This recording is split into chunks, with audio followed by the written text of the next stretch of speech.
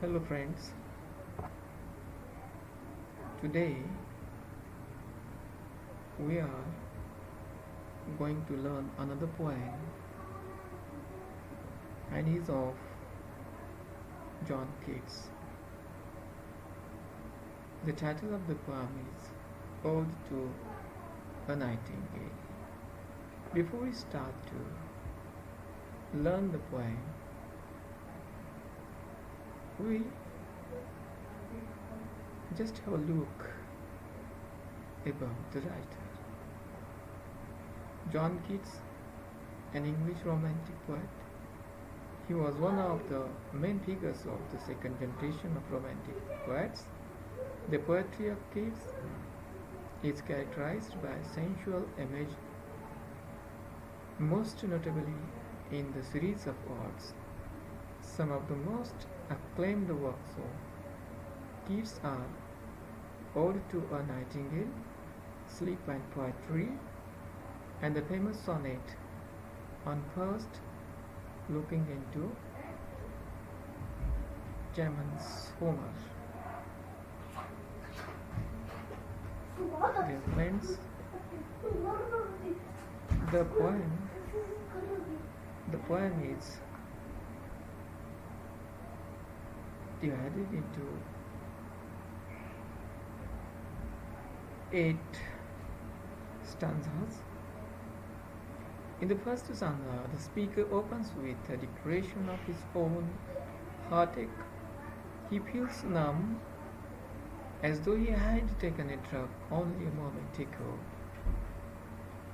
He is addressing a nightingale he hears singing somewhere in the forest and says that his drowsy numbness is not from envy of the nightingale's happiness, but rather from sharing it too completely. He is too happy that the nightingale sings the music of summer from amid some unseen plot of green trees and shadows. In the second stanza, the speaker longs for the oblivion of alcohol, expressing his wish for wine, a draught of vintage that would taste like the country and like peasant dances, and let him leave the world unseen and disappear into the dim forest with the nightingale. In the third stanza,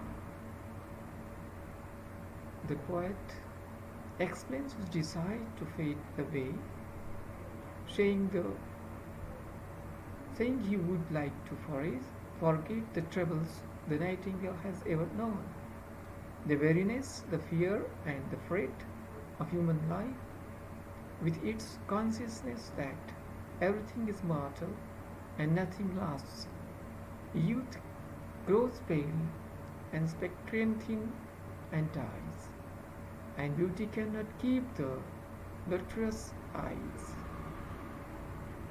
In the fourth stanza, the speaker tells the nightingale to fly away, and he will follow, not through alcohol, but through poetry, which will give him viewless wings.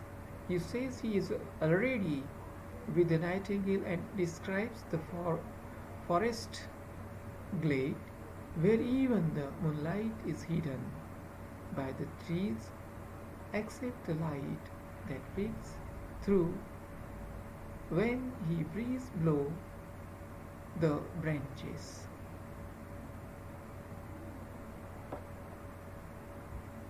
In the fifth stanza, the poet says that he cannot see the flowers in the glade, but can gaze them in emblemed darkness, white hawthorn, eglantine, violets, and the musk rose, the murmurous haunt of flies on summer eves.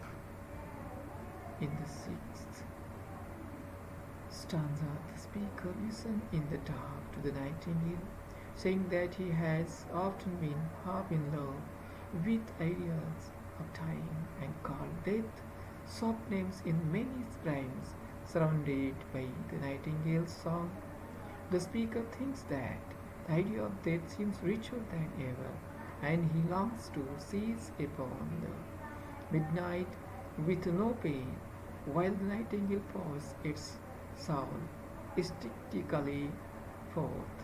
If he were to die, he, the nightingale would continue to sing, he says, but he would have years in vain and be no longer able to hear. In the seventh stanza, the speaker tells the nightingale that it is immortal, that it would not born for death. He says that the voice he hears singing has always been heard by ancient emperors and clowns, by homesick Ruth. He even says the song has often charmed the open magic windows looking out over the foam or perilous seas in fairy lands forlorn. In the last eighth stanza, the world forlorn tolls like a bell to restore the speaker from his preoccupation with the nightingale and back into himself.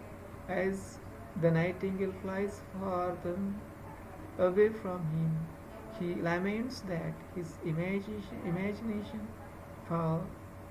has fallen him and says that he can no longer recall whether the nightingale's music was a vision or a waking dream.